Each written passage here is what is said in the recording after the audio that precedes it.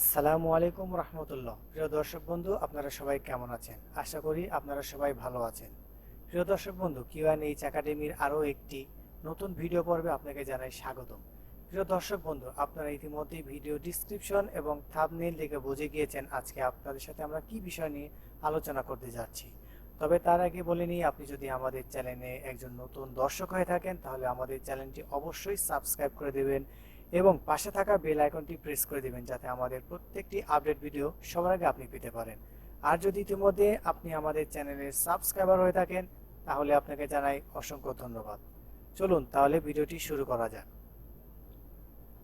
স্ক্রিনে দেখানো আমার একটি ছবি আছে। এই জেপিজি ছবি থেকে আমরা সরাসরি কিভাবে এই টেক্সটগুলো, ভিতরে টেক্সটগুলোকে আমরা মাইক্রোসফট ওয়ার্ডে নিয়ে আসবো তা আমরা একদম সহজ এবং সাবলীলভাবে আপনাদের সামনে দেখিয়ে দেব। তো তার জন্য আমাদেরকে যেটা করতে হবে, আমাদেরকে গুগল ক্রোম ওপেন করতে হবে। গুগল ক্রোম ওপেন হওয়ার পর এরকম ইন্টারফেস আপনাদের সামনে আসবে। আপনারা সেম আপনাদের এই যে গুগল অ্যাকাউন্টের যে আছে তার পাশে দেখবেন যে গুগল অ্যাপস নামের একটি অপশন আছে, এখানে ক্লিক করে দিবেন। করার পর সরাসরি আপনারা গুগল ড্রাইভে চলে যাবেন। এখানে হওয়ার পর নিউ অপশন আছে, নিউ অপশনে গিয়ে এখান থেকে আপনার যেই ফাইলটি আপনি আপলোড করতে চাচ্ছেন অর্থাৎ সেই ফাইলটি আপনি এখান থেকে আপলোড করে দিবেন। আমার ফাইলটি যেখানে আছে সেখান থেকে আমি এটা আপলোড করে দিচ্ছি। আপনাদের যেটা আছে যেখানে আছে সেখান থেকে আপনারা তা আপলোড করে দিবেন। তো আমারটা যেহেতু ডেস্কটপে আছে, আমি সরাসরি ডেস্কটপে চলে গেলাম। এখান থেকে আমি এই যে আমার এই ফাইলটি আমি এখানে ওপেন করে নিলাম। আমার একটি ওপেন হয়ে গেছে। তো আমি এখান থেকে রিসেন্টে যাব। রিসেন্টে গেলে আমি যে ফাইলটি আপলোড করেছি তা যেখানে শো করছে, এটাকে আমি ধরে নিয়ে এটার উপরে রাইট বাটন ক্লিক করে এটার ওপেন উইথ এই যে গুগল ডক্স আমরা এখানে ক্লিক করব। ক্লিক করার পর কিছুক্ষণ সময় নেবে এটি চালু হতে।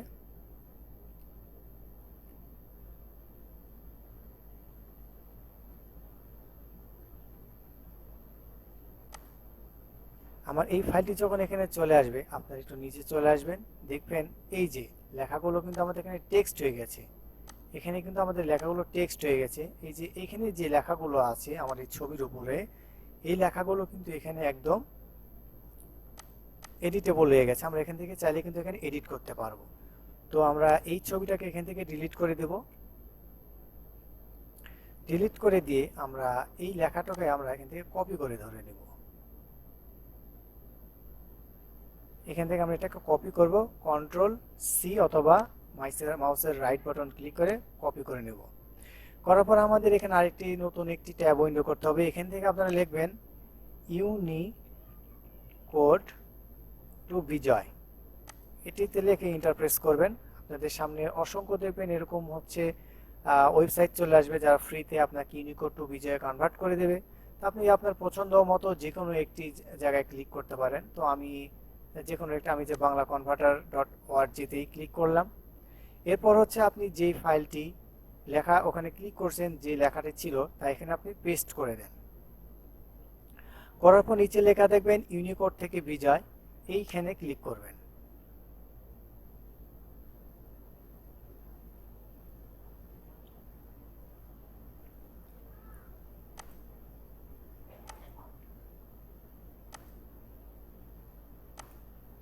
প্রেস করুন। করার পর আপনি নিচে এসে এখান থেকে ইউনিকোড থেকে বিজয় ক্লিক করুন। এই যে আমার এই যে এখান থেকে কিন্তু দেখুন লেখাটা কিন্তু আমার এখানে ঠিক হয়ে গেছে। তো এখানে অনেক সময় ভাঙা ভাঙা যে অক্ষরগুলো আছে এগুলো কিন্তু এখানে আপনাকে শো করবে। তো এই যে লেখা আছে বিজয় ভাঙা শব্দ ঠিক করতে ক্লিক করুন, এখানে ক্লিক করুন, ওকে করুন। দেখবেন যে এখানে তাই অনেক কিছু কিন্তু ঠিক হয়ে গেছে। এরপর আপনি যেটা করবেন, এখান থেকে আপনি এটাকে কপি করে নেন। আবার কন্ট্রোল সি অথবা রাইট বাটন ক্লিকে কপি করে নেন, দিয়ে এটাকে মিনিমাইজ করে দেন। দিয়ে আপনি এখানে একটি ফোল্ডার ওপেন করেন। আমি মাইক্রোসফট ওয়ার্ডে নিচ্ছি, এটাকে ওপেন করেন।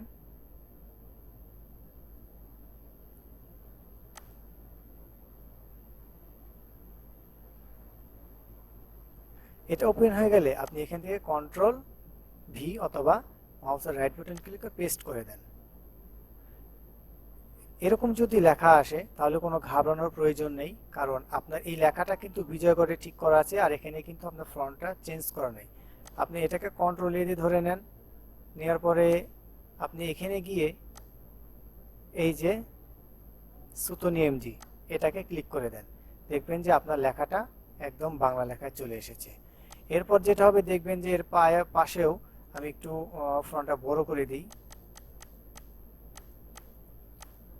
একটু বড় করে দিলাম, দেখবেন যে এখানে কিছু কিছু সমস্যাগুলো থেকে গিয়েছে। তো আপনি এখান থেকে এটাকে এই লেখাটাকে কন্ট্রোল সিতে কপি করে নিয়ে যেখানে এক জায়গায় মাউসের রাইট বাটন ক্লিক করে যে রিপ্লেস অপশন আছে এখানে ক্লিক করবেন।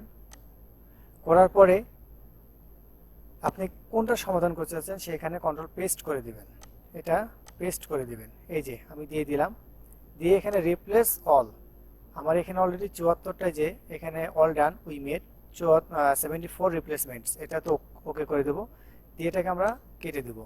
দেখবেন যে আমাদের যে সমস্যাগুলো ছিল তা কিন্তু এখানে আর নেই। এখন বিষয় হচ্ছে যে আপনি যদি ফ্রিতে কোনো কিছু লিখতে চান, আপনি টাইপিং কষ্ট না করে, তো এই সমস্যাগুলো কিছুটা থেকে যাবে। এই যেমন এখানে গান গেয়ে এখানে কিন্তু দেখুন এই লেখাটা কিন্তু নেই, এখানে কিন্তু গে অন্তত জ অন্তত একার এটা লেখা আছে। তো এটাকে ঠিক করতে হলে এটা আপনাকে ম্যানুয়ালি টাইপ করে ঠিক করতে হবে। সবকিছুই যদি ফ্রিতে আমরা চেষ্টা করি আসলে হবে না, কিন্তু আমাদের কিন্তু এখানে এই সফটওয়্যার দিয়ে বা এইভাবে কিন্তু আমাদের অনেকটাই কিন্তু কাজ এগিয়ে গিয়েছে। তো আস্তে আস্তে এখান থেকে দেখবেন কোনগুলো হচ্ছে ঠিক করা লাগবে, আপনার সেই ইমেজের সাথে চেক করে করে এটিতে মিলিয়ে নেবেন এবং আশা করি সেভাবে ঠিক করতে পারবেন। এই যে গান গেয়ে রক্তদান করে প্রতিবাদ, আপনি এখানে যা দেখেন গান গেয়ে রক্তদান করে প্রতিবাদ, আমরা এটাকে একটু দেখি এভাবে নিয়ে সাজিয়ে দিয়ে আমরা ঠিক করে নেব, তাহলে আমাদের ফ্রন্টটা দেখতে অনেক সুন্দর লাগবে। তো আজকে ছিল এই পর্যন্তই এই ভিডিও। আর আমাদের এই ভিডিও যদি আপনাদের উপকারে আসে তাহলে অবশ্যই লাইক কমেন্ট এবং শেয়ার, আর অবশ্যই আমাদের চ্যানেলটি সাবস্ক্রাইব করতে ভুলবেন না। আশা করি আপনাদের এই ভিডিওটি অনেক উপকারে আসবে। তো আজকে এখানে রাখছি, পরবর্তী ভিডিও পেতে আমাদের সাথেই থাকুন। আসসালামু আলাইকুম ওয়া রাহমাতুল্লাহি ওয়া বারাকাতুহু।